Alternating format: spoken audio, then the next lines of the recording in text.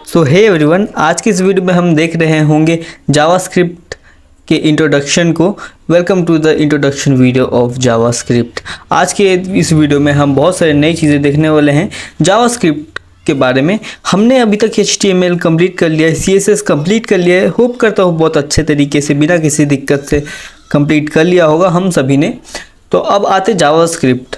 जब हम HTML और CSS पढ़ रहे थे तो वो एक प्रोग्रामिंग लैंग्वेज नहीं था। अगर हम बात करते हैं HTML की तो वो था एक मार्कअप लैंग्वेज, और वहीं पे अगर हम बात करते हैं CSS की तो वो था एक स्टाइलिंग लैंग्वेज। इसको मैं और अच्छे से आगे समझाऊंगा। यहाँ पे देख सकते हैं हम जो HTML है वो है हमारा स्ट्रक्चर, एक ढांचा है हमारे वेबसाइट का कि कैसा हमारा वेबसाइट स्ट्रक्चर होने वाला है। वो होता है हमारा HTML, किस तरह से दिखेगा। और ये यहाँ पे हमें दिख रहा होगा मिस्टर वेबसाइट, मैंने जो सिलेक्ट किया हुआ है यहाँ पे वो CSS, क्या कपड़े पहनेगा, क्या रंग रहेगा उसका, कपड़े से मेरा मतलब है कैसा रंग ढंग रहेगा। और at last JavaScript, the brain of website, कैसे फंक्शन करेगा हमारा वेबसाइट, वो रहता है हमारा जावास्क्रिप्ट। तो एक वेबसाइट में जावास्क्रिप्ट बहुत ही ज़्यादा ज़रूरी रहता है।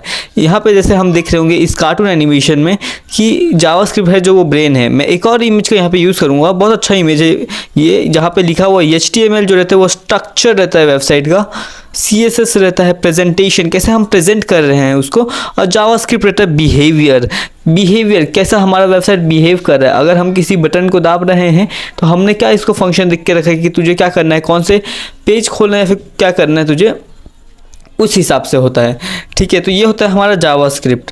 तो अब हम जावास्क्रिप्ट की शुरुआत करने के लिए एक नई फोल्डर बना लेते हैं। अब इस नए फोल्डर को हम कुछ भी नाम दे सकते हैं। यहाँ पे अगर समझ लो मैंने नाम इसको दे दिया, रीनेम मैं कर लूँ। सबसे पहले इसको जाके इसको मैं नाम दे दूँगा जावास्क्रिप्ट। तो मैंने इसको नाम दे दिया जावास्क्रिप्ट का, क्योंकि ये जावास्क्रिप्ट का कोर्स है। तो ऑफ कोर्स अब मैं इसको खोल लूँगा इस फाइल को। अब मैं इसको राइट क्लिक करूँगा और फिर ओपन विथ कोड यहाँ पे क्लिक कर लूँगा। अगर आपके कंप्यूटर में या फिर लैपटॉप में जो भी है उसमें ओपन विथ कोड नहीं आ रहा है राइट क्लिक करने पे, तो आपके VS कोड इंस्टॉल नहीं होगा। उसके लिए आपको जाना है कहाँ पे, आपको यहाँ से सीधा चले जाना है आपके क्रोम ब्राउज़र में और यहाँ जाके सर्च करना है VS कोड डाउनलोड। जैसे VS कोड डाउनलोड हम करते हैं, पहला लिंक हमें मिल जाएगा VS कोड का, विजुअल स्टूडियो कोड्स का, जिसको हम इंस्टॉल कर सकते हैं। और इसको इंस्टॉल करने के बाद हम इसे रन कर सकते हैं। तो यहाँ पे खुल रहा है, तो यहाँ पे हमें दिख जाएगा हमारे जो भी ऑपरेटिंग सिस्टम है। जैसे कि मेरे पास तो विंडो है, तो मैं विंडो के लिए यहाँ से डाउनलोड कर लूँगा। फिलहाल नहीं कर रहा हूँ क्योंकि मेरे पहले से डाउनलोड है। आपको यहाँ पे सीधा आना है, अपने अपने ऑपरेटिंग सिस्टम के लिए यहाँ से डाउनलोड कर लेना है। तो इसको हमने सही से सेटअप कर लिया। उसके बाद हमें ऐसा आ जाएगा राइट क्लिक करने पे, तो मैं यहाँ ओपन विथ कोड पे क्लिक कर दूंगा, जिसके वजह से मैं VS कोड इस पे सीधा आ जाऊंगा। अब यहाँ आने के बाद मुझे एक टॉप राइट कॉर्नर में एक ऐड फाइल का ऑप्शन है, वहाँ पे मैंने लिख दिया index.html। index.html हमें पता होगा कि जब हम कुछ HTML फाइल अगर हमें बनाना हो तो हम .html उसके आगे डालते हैं। तो यहाँ पे मैंने एक एक्सक्लेमेटरी मार्क डाला, जिसके वजह से मुझे एक बॉयलर प्लेट कोड मिल गया। बॉयलर प्लेट कोड होप करता हूँ कि सबको पता होगा क्या होता है। एक बेसिक हमारा टेम्पलेट रहता है एक बॉयलर प्लेट कोड, तो शायद से मैं होप कर रहा हूँ कि सबको पता होगा कि क्या होता है। तो एमिट एब्रीविएशन की वजह से वो आ गया जो VS कोड में रहता है। इसके लिए VS कोड में कोड लिखना बहुत अच्छा रहता है। अब मैं यहाँ पे बॉडी में क्या लिखने वाला हूँ, मैं जावास्क्रिप्ट की शुरुआत कर रहा हूँ इनलाइन जावास्क्रिप्ट से। हमने CSS देखा था जिसमें हम इनलाइन CSS लिख रहे थे, सेम यहाँ पे भी कर रहे हैं हम कि हम पहले HTML में लिख रहे हैं उसके बाद बनाएंगे। तो यहाँ पे लिखने के लिए सबसे पहले हमें लगता है एक स्क्रिप्ट टैग। तो अब स्क्रिप्ट टैग कैसे हम लगाते हैं वो देख लेते हैं। तो मैंने यहाँ पे स्क्रिप्ट लिख लिया है। तो एमिट एब्रीविएशन ने मुझे बता दिया कि भाई तुम्हारा जो ये स्क्रिप्ट टैग है वो यहाँ पे है, तो तुम आओ और इसको यूज़ कर लो। ठीक है, तो अब मैं क्या क्या करूँगा, यहाँ पे मैंने यूज़ किया। अब मैंने यहाँ पे एक लेट लिखा है। अब ये लेट क्या होता है, इस लेट को मैं आगे बताऊंगा। ये जो मैं कोड लिख रहा हूँ उसको मैं आगे बताऊंगा। लेट A = 26 मैंने लिख दिया। मैं एक और लेट क्रिएट करूँगा, लेट B = मैं मान लूँ मैं कोई भी नंबर ले सकता हूँ। यहाँ पे मैंने यहाँ पे ले लिया है 42। ठीक है, अब मैं यहाँ पे एक और फंक्शन लिखूँगा। वो फंक्शन क्या रहेगा, वो फंक्शन रहेगा console.log। फिर ऐसे मैं ब्रैकेट दूंगा और फिर उसके ब्रैकेट के अंदर लिखूंगा A + B। इसके वजह से क्या होगा वो मैं आगे इस वीडियो में बताने वाला हूँ। बस हमें अभी इस वीडियो के साथ चलते रहना है, क्या हो रहा है उसे मैं बाकी बाद में समझा दूंगा।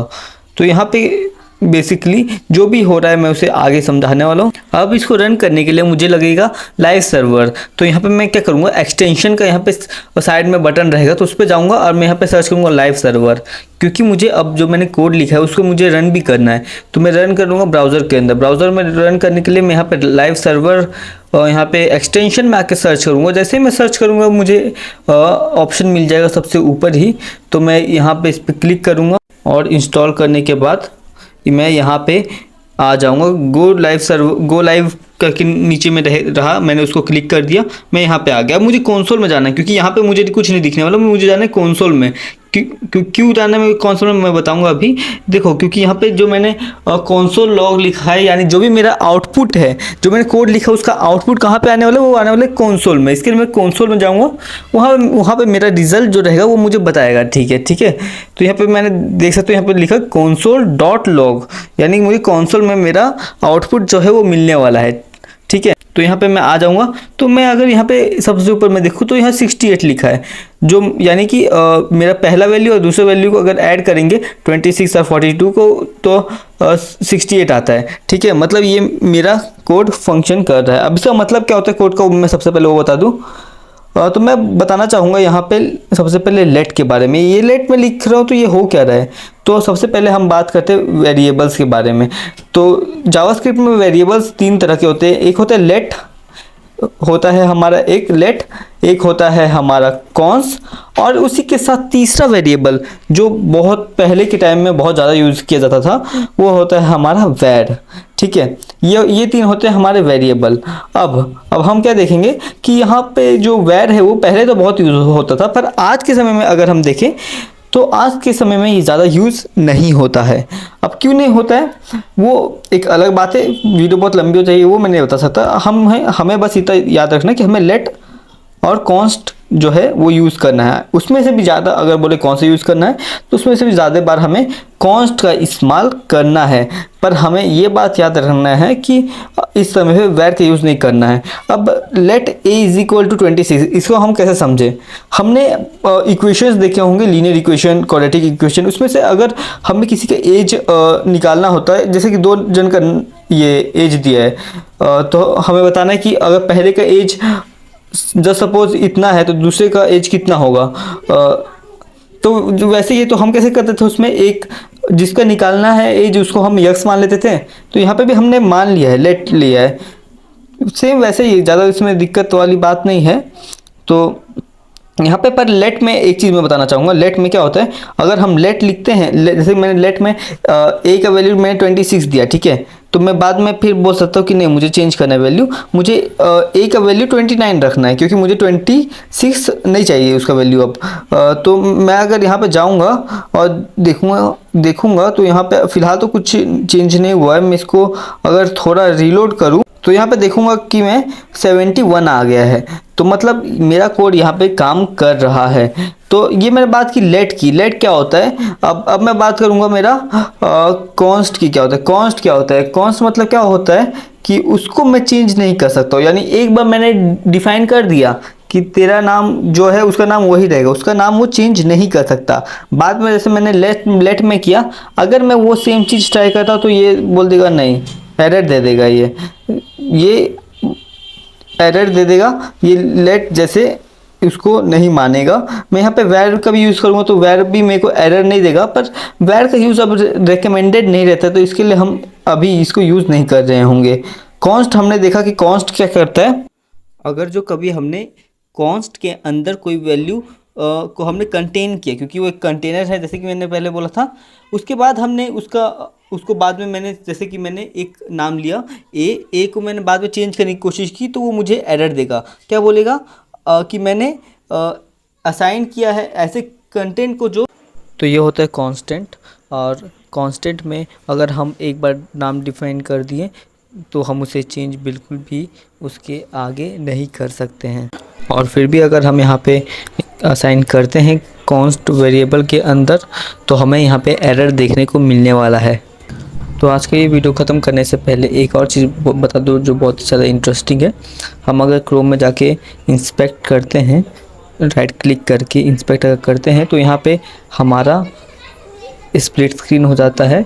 और यहाँ पे अगर मैं ये कोड पहले कॉपी कर लूँ, जो भी मैंने कोड लिखा है उसको मैंने कॉपी कर लिया मेरे VS कोड से।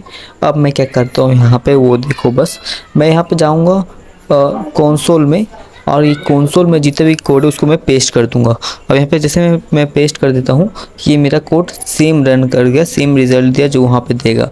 तो मैं कंसोल में भी ये काम कर सकता हूँ जो काम मैं VS कोड में कर रहा हूँ। और ये एक बहुत ही अच्छा तरीका भी हो सकता है जब मैं प्रैक्टिस कर रहा हूँ जावास्क्रिप्ट लिखने की। ठीक है, इसी के साथ लास्ट फंक्शन की बात कर लेते हैं जो है अलर्ट फंक्शन। अलर्ट फंक्शन को करने के लिए हमें लिखना है अलर्ट, फिर उसके बाद हमें 2 ब्रैकेट देने हैं। ब्रैकेट के बीच में हमें अपना अलर्ट लिखना है कि हम क्या अलर्ट शो करना चाहते हैं, उसके बाद एक सेमीकोलन डाल के बस।